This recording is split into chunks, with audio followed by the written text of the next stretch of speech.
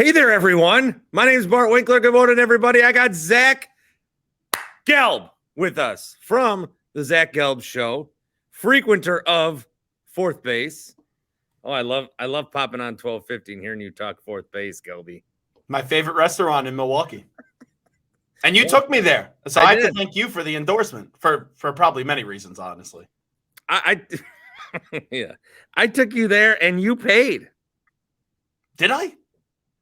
I think I used a gift card and then you paid like the next $2. Yeah, it was probably a little bit more than $2, but yeah, I do remember using a gift card, and then probably out of the kindness of my heart, I said, okay, I'll pick up the remaining $38.15 or something like that. Hey, I still can do it. Fourth base on National, just a pop fly from the ballpark. Check them out.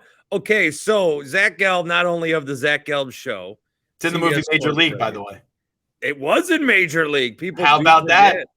That's when you told me that we're going to go to this place, fourth base. It's in the movie Major League. And then it was love at first sight. Look at that. So Zach Gelb Show, obviously CBS Sports Radio, as everyone knows, and Eye on Football. And you do this on Sundays. You've been doing this on Sundays. So if I'm going to talk playoffs with anybody, you are not only watching it, but digesting it in a certain way. And the first thing I noticed about the playoffs is the Packers aren't in it. God, Zach. Here we go.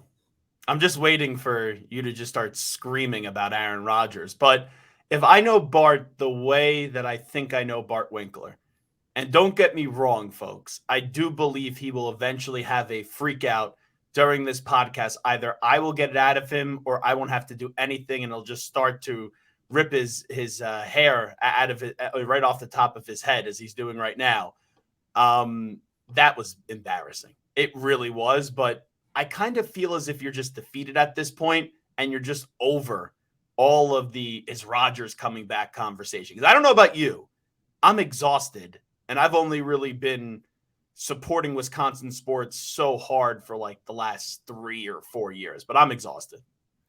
Well, then don't do it, because I'll tell you what's going to happen, and my dumbass went to this game. I'll tell you what's going to happen is... Wait, you went to the game?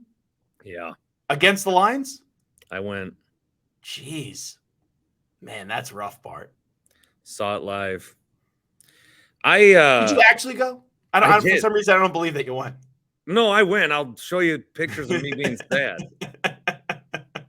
I will bring one up. Look at the difference. Bart with the Bucks. You led a charge for a world championship. Bart with the Packers. You attended a funeral. That's what you did. Now, this is on the video, obviously, but I am going to show Zach the picture. Here's me at the game. Oh, yeah. That is sad, Bart. Just very sad. That's when Crosby missed a field goal, because Crosby, I don't think he can kick anymore. But here's my two main things on the Packers. One, Rodgers. I don't like this guy. I've said that a lot. But he's going to do the will he or won't he again. He did it immediately after he got off the field, because then we're not talking that the Packers 3 straight years have lost an elimination game at home. I'm staying with the green screen in the background, I think. Wait, that piano wasn't actually yours? You had me fooled all along. I know. I'm sorry. I lied to you. Beethoven Bart. So I'm mad at Rodgers because he's going to do this thing again, and we're not going to talk about his play. Also, he gets so much love and admiration in Wisconsin, which is fine, but he won you a Super Bowl 12 years ago, and we act like he won you 4 Super Bowls. I think that, so whatever, people know where I'm at Rodgers. But what my offseason hope is that I take all the rage and anger that I have towards Rodgers and direct that towards Matt LaFleur. Because I think this guy is maybe, now that Cliff Kingsbury got fired, the worst and most timid head coach in the league. And I do not understand how a franchise that had Vince Lombardi on the sidelines now has Matt LaFleur. Vince Lombardi would be like, and Matt LaFleur's like, excuse me, sir, could you get on the way? I want to coach down there, please, sir. That's how I look at him.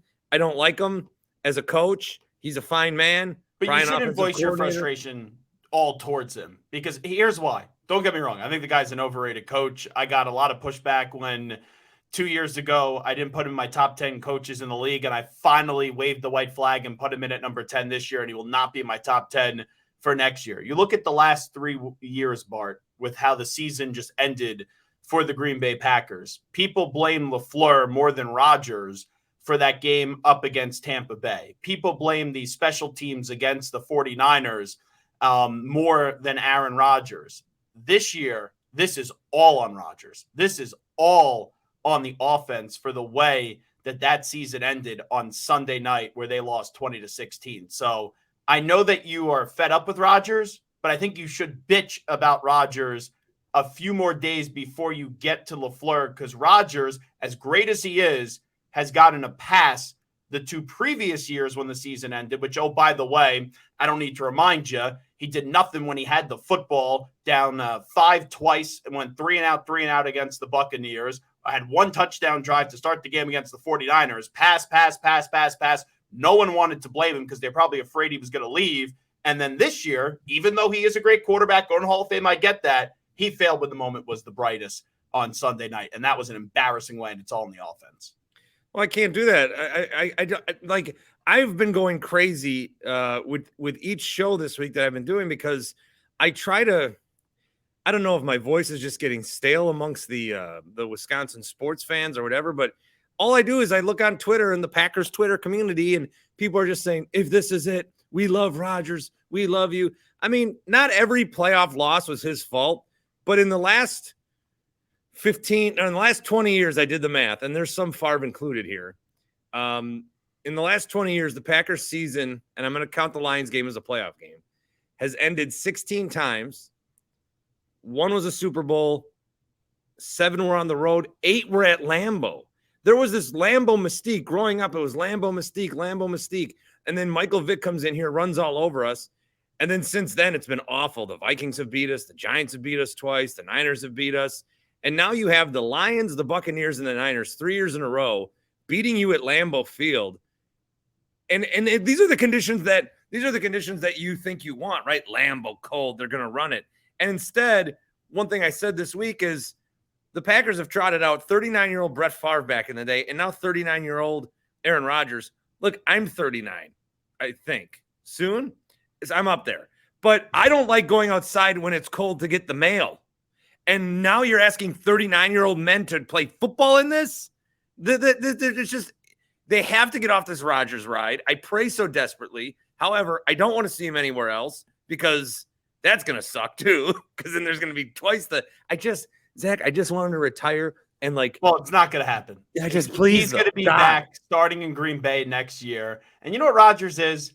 He's the really good-looking girl, like the smoking hot girl that doesn't need any of the extra attention, but wants the extra attention and craves the attention and loves the messy relationships and all the drama. Oh, That's what Aaron Rodgers is. He's unbelievable. He is a great quarterback, but right now he seems to care more about the drama than it appears to be the actual play on the field, just the way that it's looked. I know he's won 2 MVPs, but just the way that some of these performances have happened in the biggest moments. Yeah, he's on New Year's Eve, dressed into the nines, posting on Instagram at midnight, more worried about the post than the actual turn of the new year, posting New Year, New Me, no drama 2023, and then 2 days later he's slashing some dude's tires. And what makes this one actually the worst too, he has no respect for the Detroit Lions. He looks at them like they are gum on his cleat. At least when they lost to the Bucs, it was Brady. At least when they lost to the 49ers, that's just been his kryptonite. This Lions team, the players knew it on Detroit going in after they beat him the first time 15-9, that he didn't respect him. He basically said it after the game, and he got punked by them again 2 times this season. It reminds me a lot, if you remember, wow, that piano's now back. That's unbelievable how that happens. It reminds me a few years ago of when the Jaguars got to the AFC title game and the Steelers got beat up pretty badly against the Jaguars in the regular season. And then come postseason time, the Steelers just thought they were going to walk right to the AFC title game and Jacksonville beat them again. They already beat you once. Why couldn't they beat you twice? And I don't think the Steelers that year thought it was possible, nor did I think Rodgers thought it was possible on Sunday night until he threw that interception. So no Packers in these playoffs. And I think that, looking at the matchup, Packers would have probably played they would have played the Niners. And Would have been better. I'd much rather see the Packers than the Seahawks against the Niners. So I like everyone does this. They predict where the games are going to be and what broadcast and who's going to. All of my predictions were wrong. And when you look at this weekend, it's like a lot of good teams made the playoffs, but these matchups kind of feel like they suck to me. The AFC, I think it's predictable. The best game in the AFC is going to be, I would think, the Chargers and the Jaguars. The NFC, you look at the first matchup, 2-7. I do think the Niners, they've won 10 in a row. Maybe Brock Purdy has a rookie mistake game, and that makes it closer than what it should be. But I think the Niners are going to win. The other two games, maybe I'm just being a sucker here, living in New York. The last time these two teams played, Giants and Vikings, was a 3-point game. The Vikings needed a very long field goal to win. And then on Monday night, Cowboys and Buccaneers, Brady owns the Cowboys in his career. So we'll see how that's going to play on out. I think those two NFC games and the Jaguars game up against the Chargers are probably the three best games of the weekend on paper. What would you think could be the biggest surprise? I mean, it does seem predictable. I do think like the Dolphins are not going to Buffalo and winning that game, no matter who's the quarterback. The Bengals will probably take care of the Ravens again, even if Lamar or whatever. I don't know, man. I think a lot of people have. I think there might be some Seattle magic, is what I'm trying to say. Okay, and that would definitely throw a wrench in the entire playoff field, because then the Eagles would have an easier path to the Super Bowl. Because right now, I think in the NFC, the only two teams that you could really trust with what you've seen so far this season in the NFC are the Eagles and the 49ers. If one of those two teams go down and the Eagles don't play this weekend, obviously on a bye, then the other team should easily find the way to get to a Super Bowl. I love Brady, you know me. I don't think they're going to the Super Bowl this year with the Bucs. I can't trust Minnesota to consistently win in the postseason. In Dallas, isn't it amazing? Dak Prescott missed 5 games this year, and he led the league in interceptions. Wow. Missed 5 games. You pay that guy $40 million a year, and you miss 5 games, and you still lead the league in interceptions. I feel like I believe in Dallas, or I was believing in Dallas, and then they've just sputtered these last couple of weeks. Same team as last year, where they had a really good regular season, and last year we were all like, oh, they're great, and then they didn't show up in the playoffs. And then this year, even though they looked really good at times and great at times, I said, well, how is this team that much different than last year? I'm not going to get caught with my hands in the cookie jar twice. Let's see if they could actually then go play in the postseason. So now their season really starts. It's kind of like the Bucks, in it, not to the same level, but when the Milwaukee Bucks just kept on having really good regular seasons and then coming up short in the postseason, that's how I viewed the Bucks the year they won the championship. I don't really care what they do in the regular season. Let's see what they do in the playoffs. That was in a lighter way how I viewed the Cowboys this year.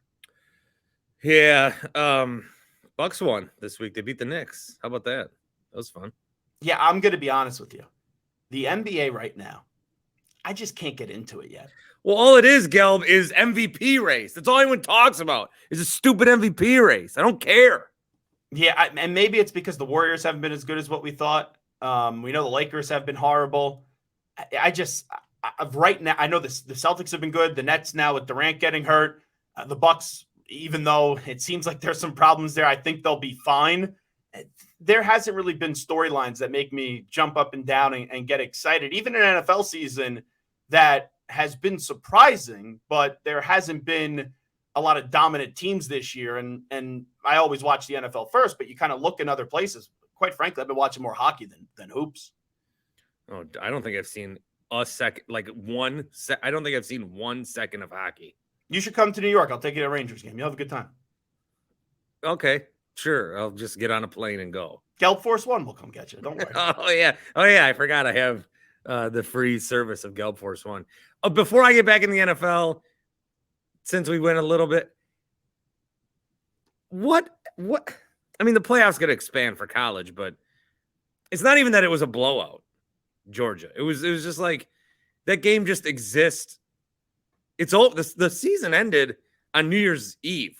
You can't say TCU didn't belong because they beat Michigan. Yeah, they did belong. They absolutely belong. It's just like everyone's like, oh, the TCU didn't belong, or them losing 2 nights ago, whenever it was, is going to hurt their chances to get in again somehow. But also, I just think the way college football is structured, it's like bowl season and then the playoffs, and this will change, obviously, but you can't.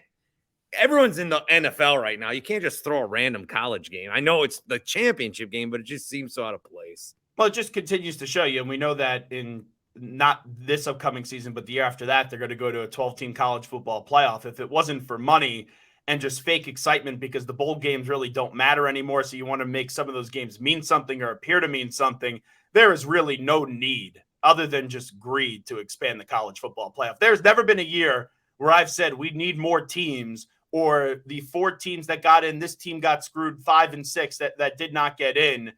This was the first year in forever where we got 2 great semifinal games, and it still showed you that even though Georgia found a way to survive up against Ohio State, there was no way that we were going to get all 3 great games. And the Alabama fan, and I usually like Alabama. I have no problem. I don't have a bias against Alabama. I think they're wonderful for the sport, and I always do like Nick Saban. But Alabama fans saying, see, this is why we should have belonged. No, we're the only team that could beat Georgia. Okay, you may be right, but you got to have a resume to say that you belong. And in a year where everyone tripped over themselves and made it an opportunity for you to even still have a door open to get in, you didn't capitalize because of the 2 losses that you had. And you could have lost against Texas when you had Quinn Ewers go down and you only beat them by 1 point.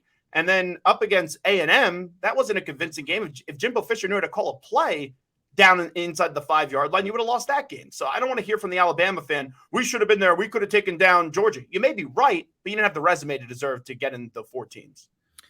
All right. So I'm going to circle back around. Who's your pick in the NFC? To get to the Super Bowl, I'll still go with Philadelphia.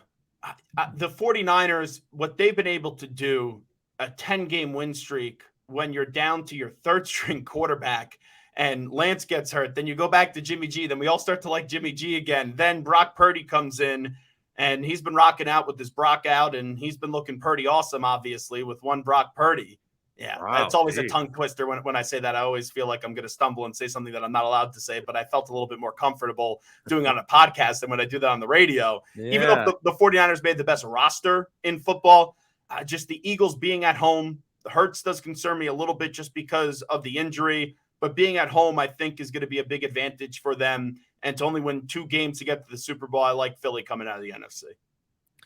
All right, so then the AFC is interesting because the Chiefs could do it. The Bills could. There's a lot of momentum around the Bills, obviously, and they've had, outside of DeMar Hamlin, like they've had a really messed up year anyway.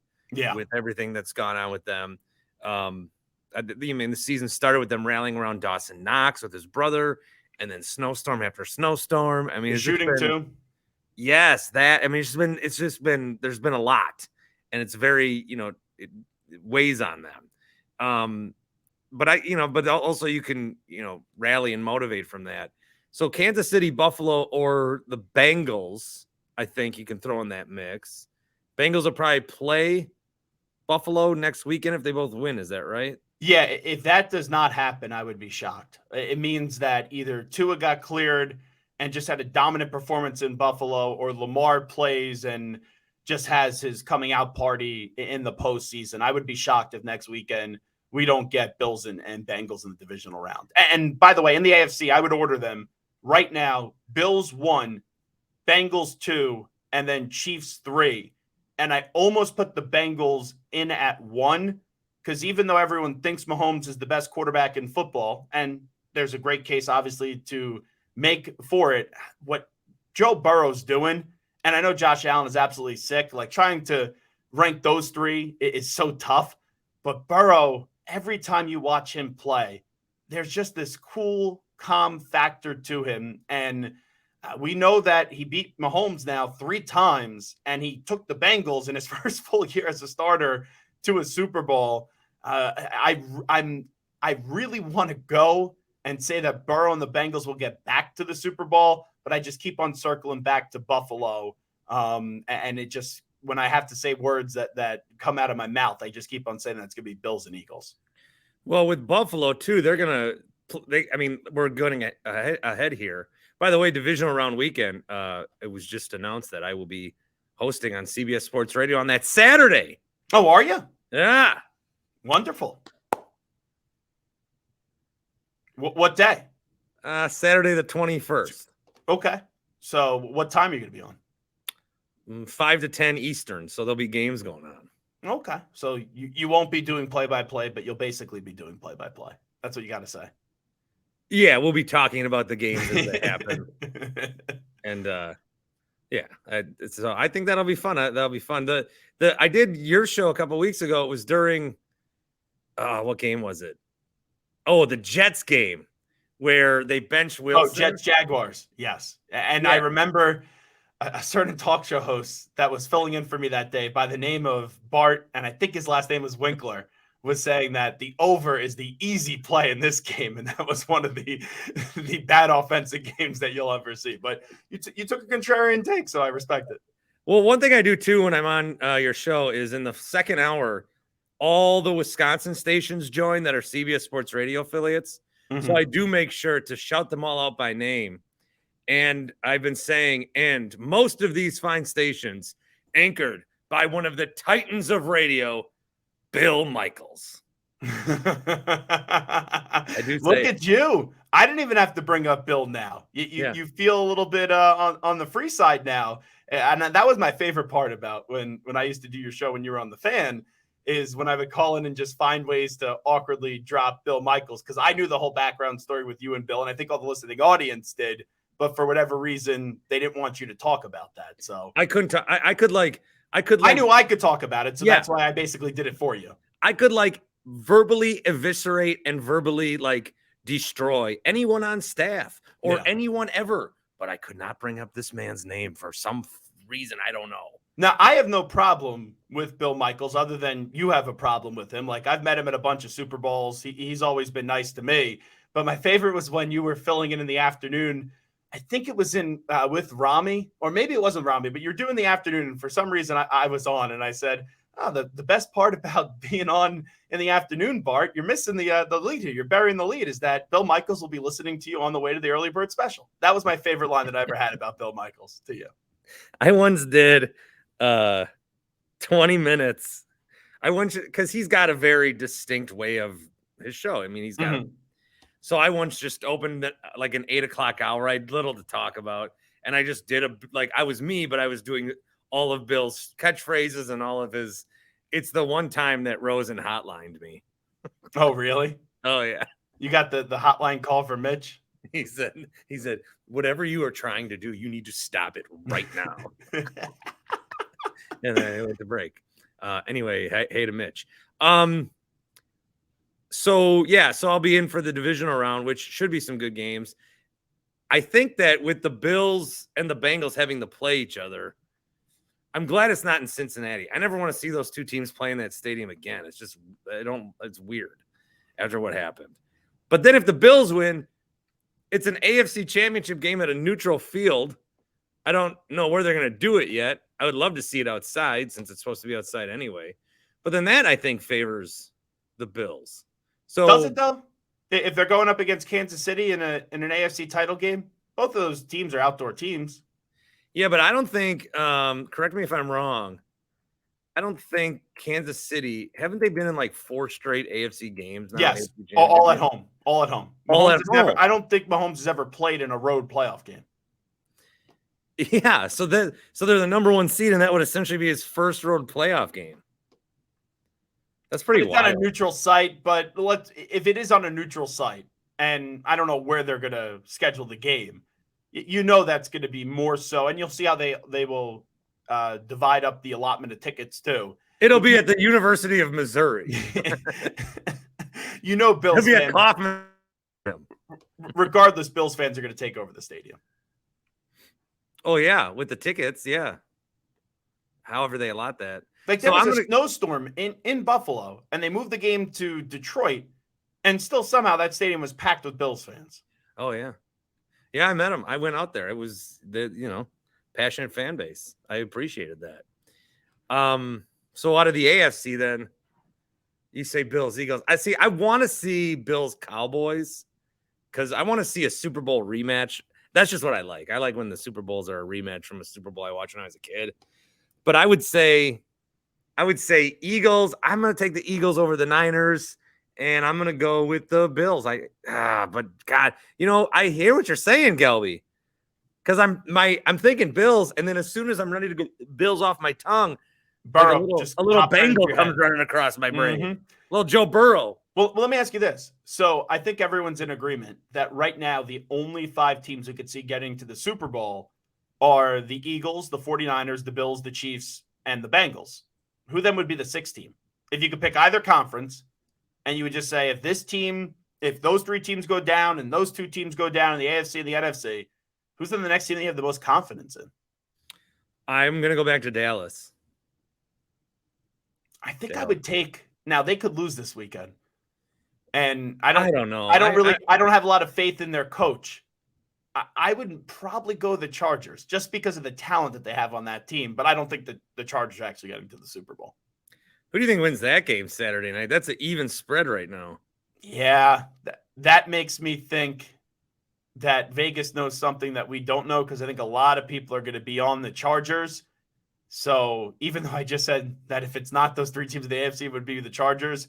Yesterday, I probably would have leaned the Chargers. That line kind of makes me apprehensive and makes me think that the Jaguars maybe win a game where their defense plays really well and they win like 20-16 or something like that. Not to bring that score. Great score. Jeez, Zach. Yeah, sorry about that. Now, what's interesting is I'm not going to say him because I despise him as a franchise. But how many teams deep do we have to go before you would say Minnesota? They're not getting the Super Bowl. I mean, they're not. They're not getting the Super Bowl. So they're the last team. They're not getting there. No, I wouldn't say they're the last team. Like Minnesota, I think, and I know the Dolphins beat them. I know Minnesota beat Minnesota beat the Dolphins, right? Yeah, they did, but Tua wasn't playing. I would say that the Dolphins would be behind them. That Giant game is a toss-up, but I put the Giants behind them just because Minnesota has more talent, and I would put the Seahawks behind them. Those are probably the 3 teams I put behind them. Is Lamar playing? I feel like I don't know. If he doesn't, and I know you could just as equally argue, well, he's actually hurt, and that's why he's not getting on the field, but I think that is then more contractually, let's just say, and if they don't get a deal done this offseason, and the first offseason where they tried to get the deal done, I understood why he waited, because a guy like Josh Allen, even though Josh Allen's better than Lamar Jackson, Lamar is unanimous MVP, you may as well see what he was getting paid because you were going to top that because you could go to the team and said, I have a unanimous MVP. He doesn't. Last year, it was back and forth. When they wanted to get a deal done, he didn't want to get a deal done. When he wanted to get a deal done, they didn't want to get a deal done. If they go 3 straight off seasons without getting a deal done, if I'm Lamar, and this is where if you had a traditional agent and not your mom representing you and yourself representing you, that this would help you. I think the agent would say to the Ravens, we either get a deal done this offseason or you trade me. Since he doesn't have that traditional agent, I think he could be back next year in the franchise tag. And then if you don't get a deal done 3 straight years, you would probably franchise tag him again. And then the Ravens probably say, we're not going to have you play that final year of the franchise tag. We're just going to trade you that offseason. So 2 off seasons from now, if you're keeping track at home, because you can't just let him walk for a compensatory 3rd-round pick. You would get a lot back for Lamar Jackson. Yeah. I was just thinking about Rodgers, how much I don't like him. See, here we go. Just let it out. It's all right, Bart. Now, I'm here as one of your friends. You could cry on my shoulder, and I'll tell you everything's going to be all right, even though it's probably not going to be all right. Hey, I hope you didn't buy your Carlos Correa jersey for the Mets. I know you're a big fan. Yeah, that wasn't nice. See, I'm being a nice person here to you, and then you just got to bring up. Well, what happened? Because I believe I did your show that day or the next day where it looked like the Mets had him, and I was just praising Steve Cohen. I was like, small market teams should root for the Mets. Oh yeah, I do remember that. Yeah, because the teams that. So here's my theory again: small market team. There's like 8 teams that spend. Yeah. Okay. And then everyone else. And the 22 teams are like, oh, you 8 teams. And the 8 teams are like, ha, it's just us. Who cares? But then one of those teams was like, nah, screw all you guys. So the only way to make change isn't for the poor to be mad at the rich. It's for the rich to be mad at the super rich. So if the Mets start winning a bunch, then the rich will be like, all right, I guess we got to change because now we're not winning. Now we're like the poor. So I think everybody should root for the Mets. And then I don't know what happened. He's got, like, what's wrong with this guy? So it's funny. The Giants, they said that he had an issue with his ankle. And then the Mets swoop in and they give him a contract offer and they say, okay, everything's good. And everyone just goes, oh, yeah, forget about the ankle. But then when the Mets medical staff looked at his MRI and his medicals, let's just say, and when he was getting his physical done, they flagged the same thing I guess the Giants flagged. And then they had to renegotiate the deal. And Correa and Boris, whoever knows of Boris, the Twins came back in, and I think they gave him a 6-year, $200 million deal, and the Mets did not match that. They made a final offer, and I guess Boris and Correa and company just said, we're going to go back to Minnesota for 6 years. So enjoy Minnesota. But the Mets still had a good offseason. This was just like the biggest cherry. It like smushed the ice cream. It was such a big cherry. Yes, but here's the thing. The Mets bats went cold a lot of times last year. So if you were able to add, and you already had Lindor, you already had Pete Alonso, you have Jeff McNeil, you're going to have Alvarez at some point be your starting catcher this year. If you were able to add Correa as well, it just gives you so much more depth. Now, they'll play some of their younger guys that have got into the field late last year, but losing Correa gave them that extra boost in the lineup where it was like, wow, we have a stacked lineup. Now it's okay. The Mets have a good lineup, but team won 101 games last year or whatever it was. And yeah, they said goodbye to Jacob deGrom. deGrom didn't want to be here, and you have Scherzer already, and you added Verlander, and you got Kodai Senga coming in. So I think they did improve the team, but if the bats go cold once again, I could see myself in October saying, would have been nice to have Correa really uplift this team, especially with how clutch he's been in his career. But I've already moved on from Carlos Correa because I have no other choice to do, even though I'm not happy about it. And my body's not even cold yet, but that's fine. Bart just likes to dump the salt in the wound, which is good. But I will now move on to Shohei Ohtani because of the Billy Epler connections. And the Mets will either trade for Shohei Ohtani at the deadline, or when he gets to free agency, spend Stevie Spend. We'll just say whatever you want, blank check for Shohei Ohtani. Well, congrats to you for rooting for a team that spends, because the Brewers finally made their first free agent move this week, and it was Wade Miley. So my condolences. Yeah. You took me to the ballpark in Milwaukee. Yeah, I just wanted you to see it. You didn't care. No, I did care. I wanted to see the ballpark. Oh. I was a little bit upset with your cloud in Milwaukee that we didn't get to go down the slide or anything like that, but that's fine.